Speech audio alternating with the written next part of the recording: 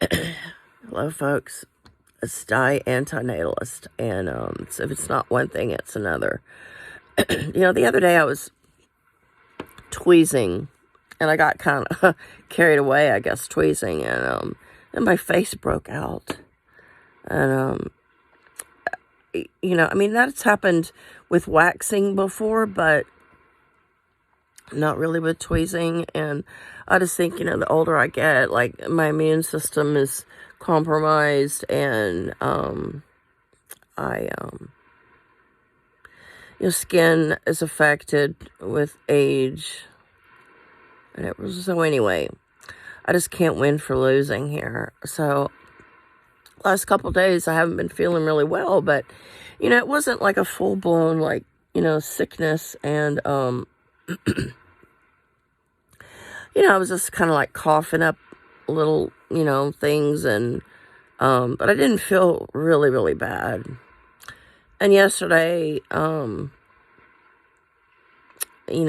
thing. It was 2 days in a row that I didn't really feel normal. And then today, I woke up, and my whole throat was just like parched, like so dry, and I couldn't even swallow. Like, I didn't even have like any saliva. It was horrible.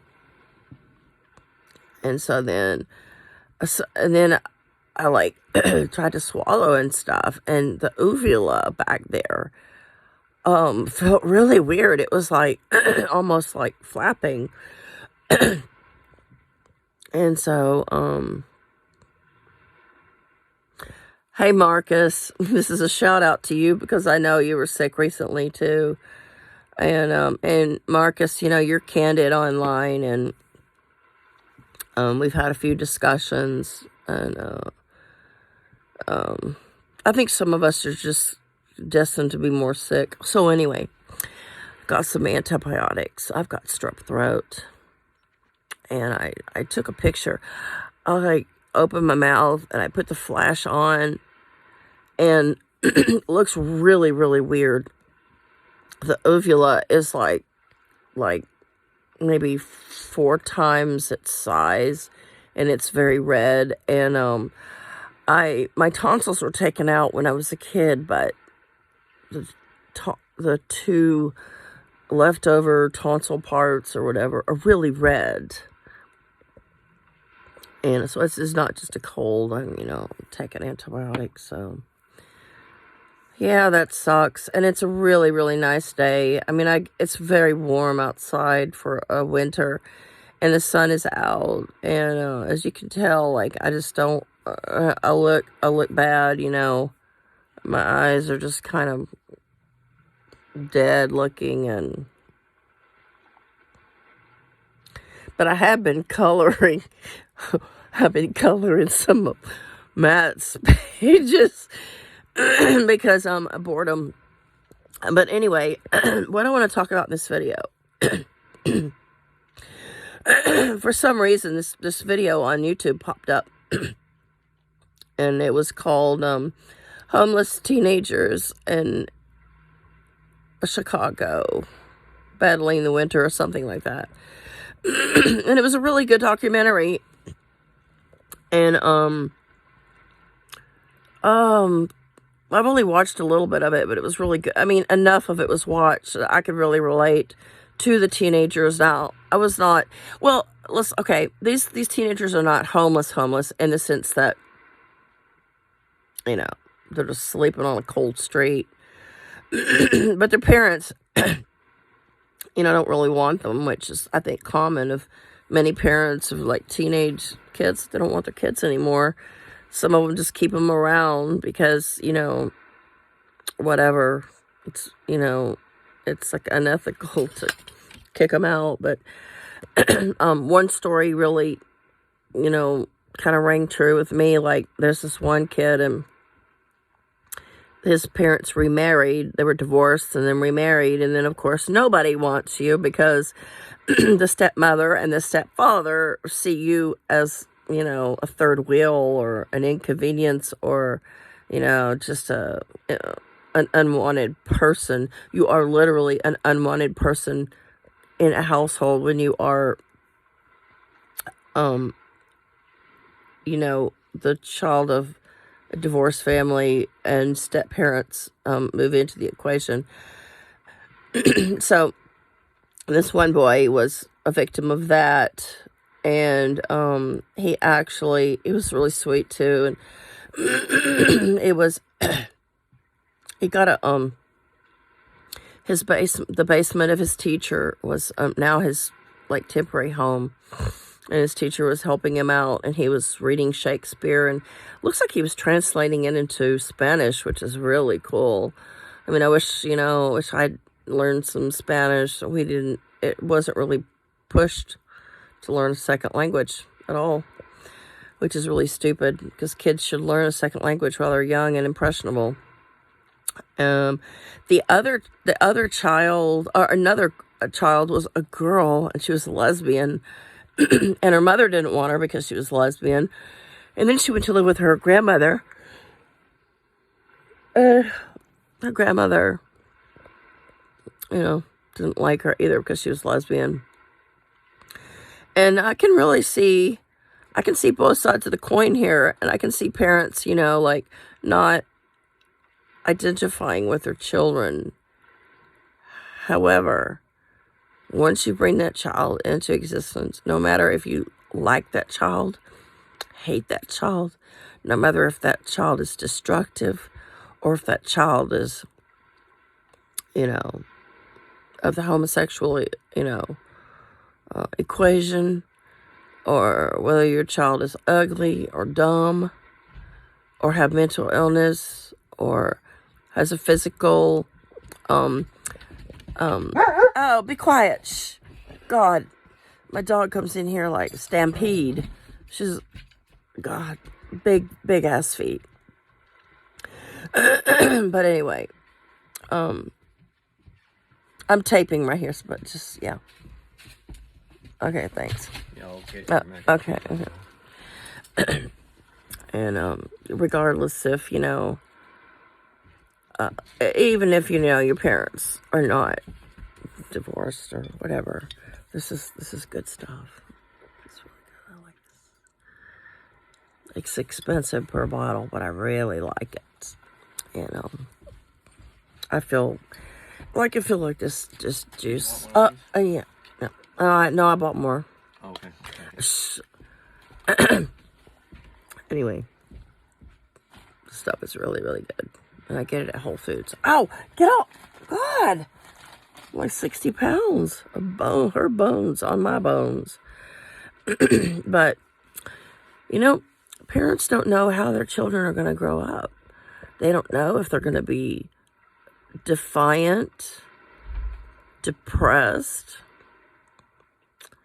lazy, unwilling to help out, of another religion or political persuasion.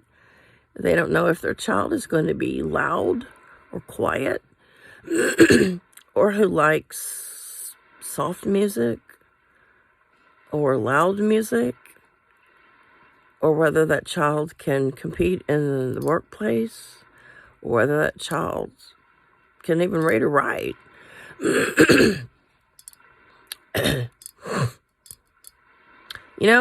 I really feel like more parents should be blessed with totally disabled children, and I mean disabled enough to where they can't even work and go to school. And more parents need to have that on their shoulders. And I see some parents who keep their Down syndrome children with them until they're like in their 60s and 70s, or their disabled child. And that's what they should be doing. They should have to own their mistakes. And unfortunately, the way nature is, or society is, parents don't have to own their mistakes. They don't have to pay for their children. 16 or so, they can just, say goodbye, or, just make the environment so unpleasant that they don't even stick around. Or the child, like me and my brother, We went from mother's house and stepdad's house to dad's house and stepmom's house, and then to grandmother. And that's what happens to people with, not strong family units and not good parentage, not devoted parents, and not compassionate, empathetic parents. So, it really affects, your life for there ever after to not have family that you really don't feel comfortable with, or you know that they don't really like you, and you know that deep down they don't like you, don't want you. And, parents want the little baby. They don't want the person who has a mind of their own, or politically or religiously opposes them. They don't like that. But when you are a parent, you should have to be able to take it. You should have to take a test. And earlier, I was watching these families who were taking like a test because they wanted to adopt a child, and some of the children had all kinds of problems. Some of them had little problems. Some people had more problems, and they had a list, and they were to give 1 to 5 on each of these problems. And let me give you a list of some of the things that I remember that some of the the orphan children had problems with. One was throwing feces. One was destruction of property. One was bedwetting. And so the parents had to rate all of those 1 to 5, whether they could tolerate that kind of thing in a child. And so any number of things can happen to your own children. Just a myriad of things. Your child could be addicted to heroin in high school. Your child could be, into prostitution, a male or a female. Your child could have major episodes of bipolar. And if anybody has been around them, they can be really difficult. And, just lose friends and family really quickly over their episodes. I've been around somebody like that, and just had to give up the friendship because it was just so intolerable and so insulting.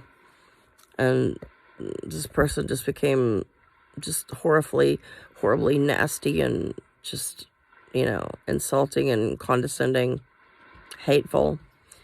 But, so, anyway, I was watching these stories, and they were really good stories. The YouTube stories were way, way better than anything I've seen on Netflix. But, Chicago, when I read the title, homeless youth, it said like 2,000 homeless youth in Chicago. I mean, it really wasn't, it was a little bit of a misnomer there. They weren't totally, homeless. But some of them found their way into a group home, and I think the group home was mostly black children. I guess it was disadvantaged or low-income black children, and then they had a support system, and then when I stopped watching was where this one young teenager was mental illness or something, and they had been given some medication and hadn't picked up their medication yet, and the group home was, asking them why they hadn't picked up their medication or something like that. But, so anyway, but yeah, I mean, life just gets harder when you get older. I mean, even a cold, you just immune system is just shattered, and I guess it's almost like you were a kid again. So it's pretty much all I had to say. And basically, if you're thinking about having a kid, take that test of 1 to 5. Can you tolerate a bedwetter? Can you tolerate a feces thrower? Can you tolerate a lazy kid, or, you know, mental illness, bedridden, disabled, bedwetting, disabled, disorder like Down syndrome. What can you tolerate as a parent? And if you're not wholly tolerable and you just don't like people in general, or you don't like differences in people, and if you're rigid and, or stubborn in who you do tolerate, do not have a child. Do not have a child like my mother, Carolyn, or my dad, Wayne. Don't have a child, because you're not fit for being parents. You're not, and nobody's really fit for being parents. And so my ultimate message is not to have children, period, because your children, no matter who you are, no matter how grand of a parent you are, your children are going to be very different than you. Every child is very different than their parents. And every child is going to suffer. It's a given. Name one person who doesn't suffer. Name one person that you know very well, that you live with, who doesn't suffer.